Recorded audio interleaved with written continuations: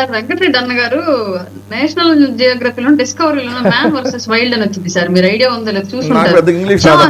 పెట్ట ఎగురుతుంది, పెట్ట నల్లగా ఉంది, పైన కింద రెట్ట తెల్లగా ఉంది, జాన్ నిక్ అని ఇద్దరు మాట్లాడుకుంటుంటారు. ఫాలో అవుతాడు వెంకటరెడ్డి అన్న క్లియర్ గా. అంటే వాయిస్ ఏదో పాపం ఆయన ఏదో ఎగ్జాజరేట్ అయిపోయి మమ్మల్ని కూడా అట్లా అవమని మాట్లాడుతున్నాడు, ప్రేక్షకులను కూడా అంత ఎగ్జైట్ చేద్దామని చెప్పేసి మాట్లాడుతున్నాడు. మాకైతే తెలియదు. పవన్ కళ్యాణ్ చూసే మర్చిపోయారు.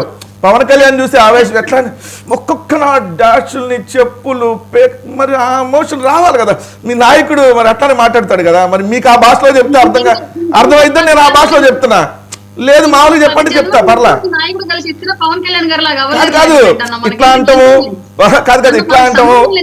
మన స్థాయిలో మనం మాట్లాడుకుందాం. పవన్ కళ్యాణ్ గారు లాగా నీ నాయకుడే అవ్వలేకపోయి నువ్వేమవుతావు కానీ 21 సీట్లు వాళ్ళు ముష్టెత్తు తీసుకోవడం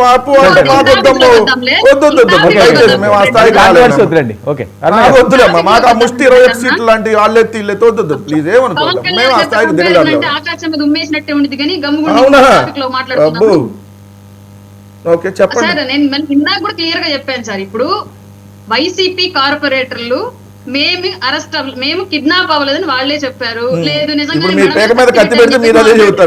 కత్తి పెట్టి ఉంటే రన్నింగ్ కామెంటరీ ఆపాలి. నీకు అంత స్పేస్ ఇచ్చినప్పుడు నా స్పేస్ నాకు ఇవ్వాలి.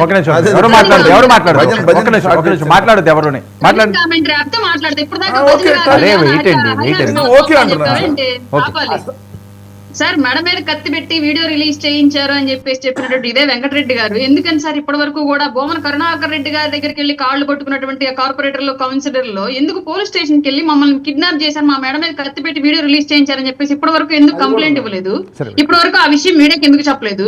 ఇప్పటి వరకు ఎఫ్ఐఆర్ నమోదు చేయించి ఎందుకు లీగల్ సపోర్ట్ తీసుకోలేదు? వైసీపీ లీగల్ సెల్ పెద్ద లీగల్ సెల్, మరి ఎందుకు ఇప్పటి వరకు దానికి సంబంధించి జరగలేదు?